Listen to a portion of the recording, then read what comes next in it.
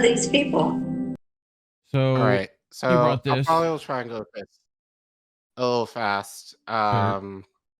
But this is more of a well, a little bit more in depth in terms of your previous segment regarding the ICJ and especially this judge who got a lot of heat online, Yeah. given pretty And much mostly her I'll try to remember to annotate pro-Israel stance. that ICJ Um, story over there. yeah. So let's get to know a little bit more about her, shall we? Okay. Yes, we Um, should. so, um, in a recent decision, 17 judges at the International Court of Justice voted on temporary measures to protect Palestinians in Gaza. Actually, you can zoom out. Yeah. The majority of judges approved all the measures. Even an Israeli judge voted in favor of 2 of these measures, but Judge Julia Sebutinde from Uganda voted against all of them. So on Twitter, this is what I responded. Obviously, hearing that. And as you guys know, as I keep saying, I've lived in Uganda for a bit. I've visited many times. I love the country. I love the people, but obviously not this judge. Um, so who is she? Who is Julia Sebutinde? Sebutinde, a Ugandan judge trained in Britain, is the first African woman on the International Court of Justice. She's in her second term since re-election in 2021, serving since 2012. Sebutinde has been involved in 3 genocide cases on the court. In 2 cases where provisional measures were requested, she supported them. In the 2022 Ukraine-Russia case, she voted for all 3 measures, including the demand for Russia to immediately stop its military Russian operations in Ukraine. So, Gotcha. interesting. She was able to do that for that, but not for this. Mm-hmm. What was her justification? Sebutinde wrote in her dissent that the dispute is essentially and historically a political one between Israel and Palestinians and should be resolved through a diplomatic or negotiated settlement, whatever that means. Yeah.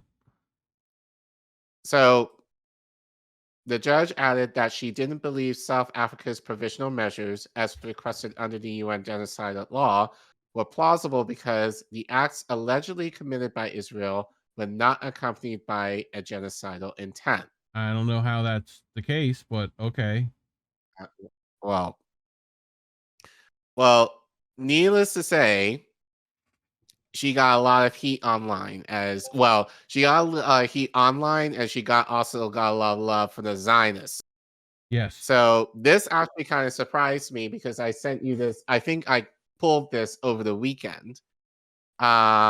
And this is one of the rare times I actually got something from an African news source. To shout to the Ugandan Diplomat, where they report Uganda disowns Judge Sebutinde's pro-Israel judge vote at ICJ, reaffirms support for Palestinian cause. So, in a surprising turn of events at the ICJ on Friday, Uganda's permanent representative to the United Nations, Ambassador Ndonda Yaribare, disavowed the vote of Ugandan Judge Julia Sebutinde, who sided with Israel in a crucial decision despite the court's ruling calling on Israel to halt its actions against Palestine. In a statement issued after the ICJ's decision, Ambassador Ayabare clarified that Judge Sebutinde's vote in favor of Israel did not reflect the official stance of the Ugandan government on the situation in Palestine. The ICJ had earlier ruled, with a majority of 15-2, that Israel must take immediate measures to prevent its armed forces from violating the Genocide Convention. The court also emphasized the need for Israel to combat incitement to genocide and increase the flow of aid to Gaza to address the adverse condition of life.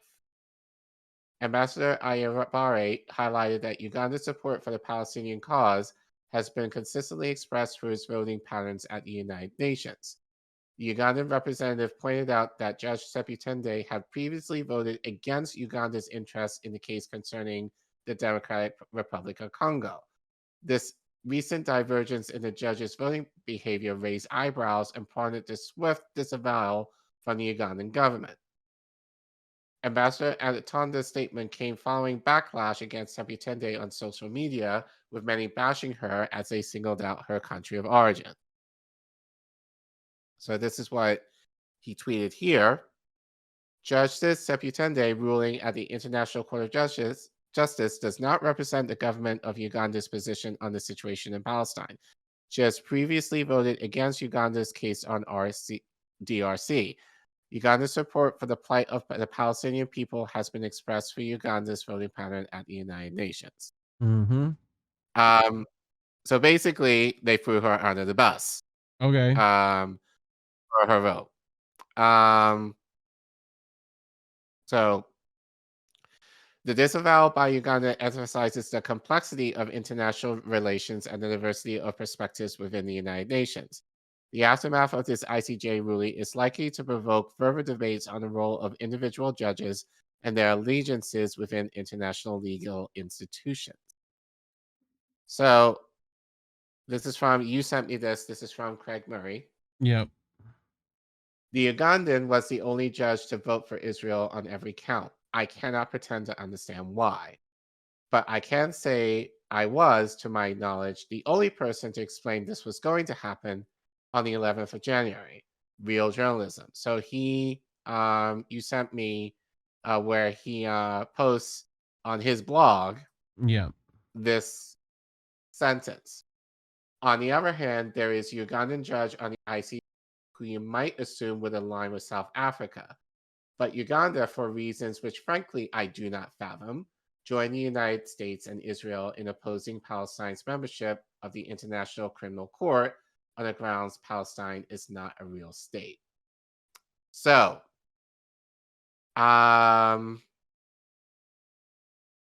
did a little research because I was wondering this as well, given my connections to Uganda, is why would Uganda or representative of Uganda will fall in line with Israel? And I came across this tweet. So this is from Daniel Karuma, who tweeted, Uganda's recently hosted the NAM conference, demonstrating its support for the Palestinian people.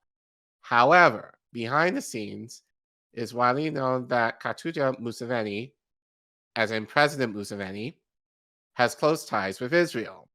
Judge Sebutinde's statements simply reflect the demands of the Museveni regime, which maintains very strong connections to Bibi and Israel.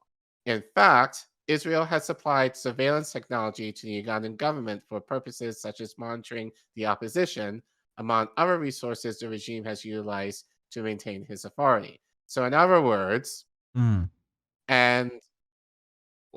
I probably might have to do a little deep dive on Museveni. I felt like I have before. No, actually I haven't on this show.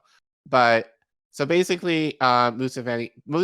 So to give some idea, Museveni has been in power in Uganda basically for as long as I've been alive. Sure. So he's, and I hate saying this given it's Africa, but he's a stereotypical African politician where they're extremely corrupt.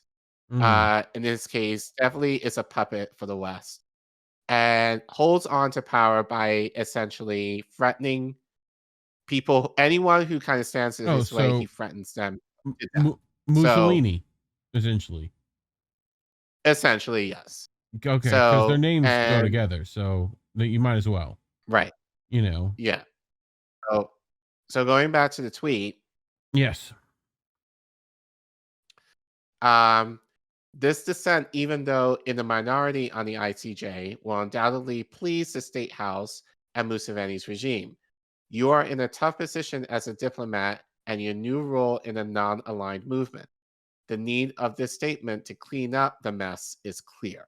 Yeah. So, again, wanted to do a little digging because I didn't know all of this totally, but I knew aspects of it.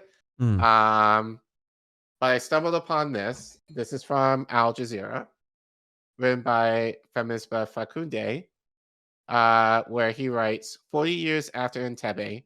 So Entebbe, just for those of you who don't know, if Kampala is the capital of Uganda, Entebbe is like its little brother in terms of city. It's just right next to in Kampala. So 4 years after Entebbe, a new era of Israeli relations with Uganda and Kenya.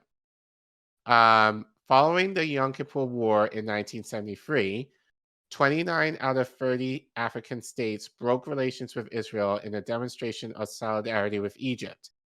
In the half century since, Israel has sought to renew ties throughout Africa. We've talked about that before. Yep. But let's see how this is specific to Uganda and Kenya. Following the Yom Kippur War in 1973, oh, I read that. Yeah, the other way, I think.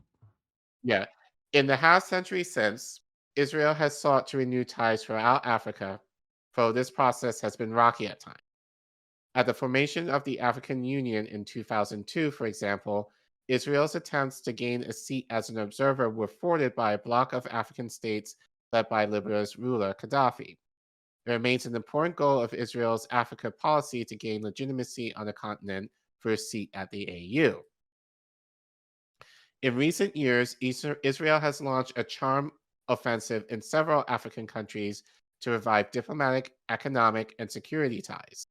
In particular, Israel has expended much of its effort in East Africa, especially Kenya and Uganda.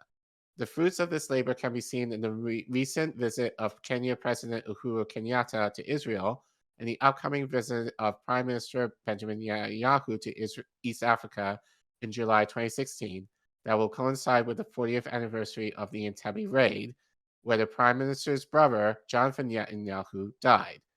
This short paper looks at the return of Israel to Uganda and Kenya, seeking to answer why Israel is engaging in these East African countries and to look at what lays ahead. Okay. So as we've said, Israel has its tentacles everywhere in the world, basically. Well, Africa especially. Yeah. So let's continue. The political history between East Africa and the Zionist movement that would form the State of Israel dates to 1903, when the British Empire offered a large parcel of the Mao Plateau to Theodor Herzl, leader of the Zionist Federation. The British proposal for a temporary home for European Jews was a response to the ongoing pogroms in Russia against its Jewish subjects. Though some Jewish organizations believed the Jewish diaspora should welcome resettlement in East Africa, the offer was eventually rejected in 1905 by a plurality of groups led by the World Jewish Organization, mostly because they really wanted to be in Palestine for obvious reasons, and they got it. Gotcha. Though East Africa may strike some as an odd choice for Jewish resettlement, a sizable community of African Jews reside in Uganda.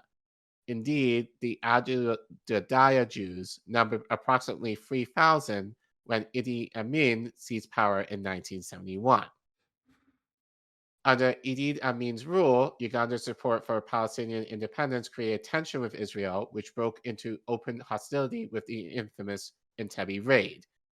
In June 1967, a branch of the Popular Front of the Liberation of Palestine hijacked a flight carrying 248 passengers from Tel Aviv to Paris and redirected the airplane to Entebbe Airport in Uganda.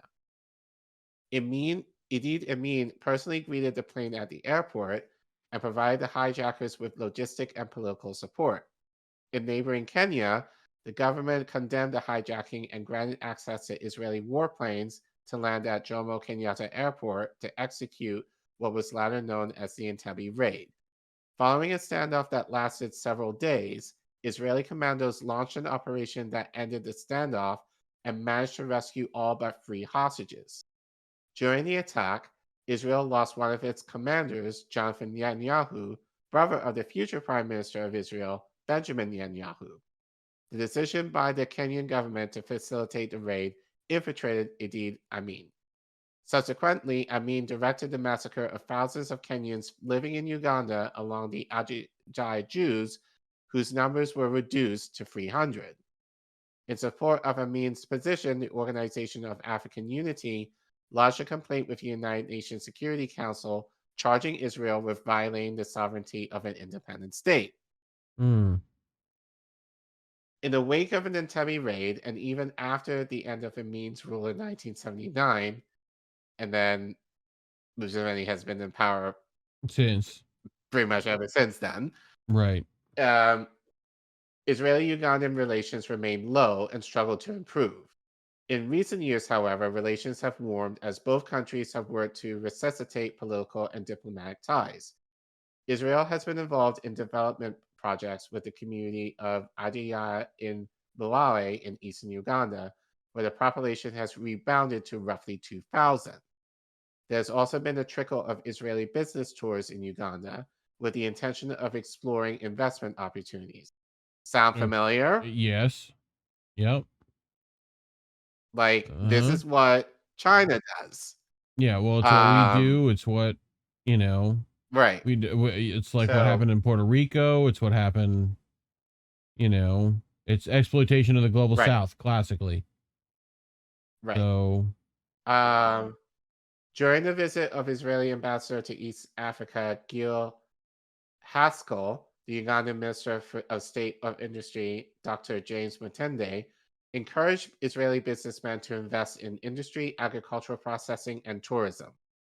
Israeli companies are also active in Uganda's infrastructural development and the services industry. And bilateral cooperation currently encompasses agriculture, post-harvest technologies, animal husbandry, water management, health, and homeland security. And actually, I think I've talked about this before. A lot of the agricultural programs that are based in Africa, Uganda in particular, are financed by Israel. Little known fact. So, across the border in Kenya, Israel has established solid political, economic, and military ties. In 1991, the two countries launched a joint Kibweze irrigation project that continued until 1996 and included an experimental irrigation farm in the Yatta Plateau. Israeli investment continues to grow, and there is now direct flights from Tel Aviv to Nairobi. Among other prominent holdings, an Israeli company owns a stake in the popular Westgate Mall in Nairobi, including 4 popular restaurants inside the mall. Military occupation between the states is very close, and Israel has provided training to Kenya's Special Operations Forces. Kenya opened negotiations with Israel in 2010 to purchase weapons mainly for the purposes of border patrol. These negotiations built the foundation for a treaty on terrorism, money laundering, and other crimes. Israel was the first country to offer assistance during the horrific siege of the Westgate Mall in September 2013, where 72 people were killed and more than 150 injured. According to some observers, the recent rise in terrorism in East Africa has generated a new sense of affinity with Israel. The ties between Kenya and Israel extend also to medical and humanitarian fields. President Uhuru Kenyatta of Kenya recently embarked on a 3-day visit to Tel Aviv. During that trip, he visited the Wilson Medical Center in Tel Aviv, where more than 20 Kenyan children have received heart surgery, while others are waiting to be airlifted to the hospital through Save a Child's Heart Kenya, an NGO based in Israel. Israel's coming back to Africa, and Africa is returning to Israel. Prime Minister Netanyahu said in remarks welcoming President Kenyatta to Jerusalem in February 2016. A dramatic expression of this deepening alliance is planned for July 2016, but Prime Minister Netanyahu is scheduled to travel to Kenya and Uganda. The visit will coincide with the 40th anniversary of the Entebbe raid in Uganda. Okay. So this is why, more than likely, and this is just speculation, why Sebutinde is voted the way she did. And I will just say this, having lived in Uganda, and this is not a knock to Ugandans,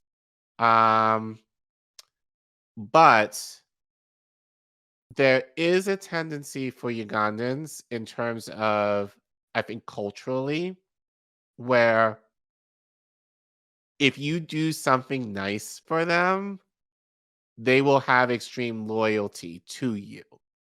So generally, like, and I've seen this in terms of, actually, I was talking to a friend of the show, Mark Nuno, about this privately, and he kind of mentioned too, there's also kind of the um religious element in this as well. Right.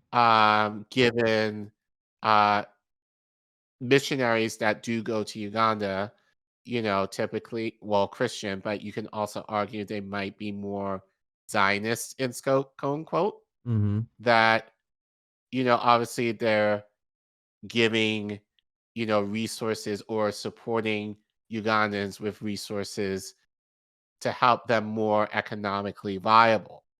So once that happens, they make the association as, oh, these people do this nice thing for me, so we need to do something back in them in return. That's the kind of attitude. And again, it's not necessarily bad, but in a way, this can be a way where, especially if, like, Israel, can exploit that. So culturally, that's kind of, I believe, what we're seeing here.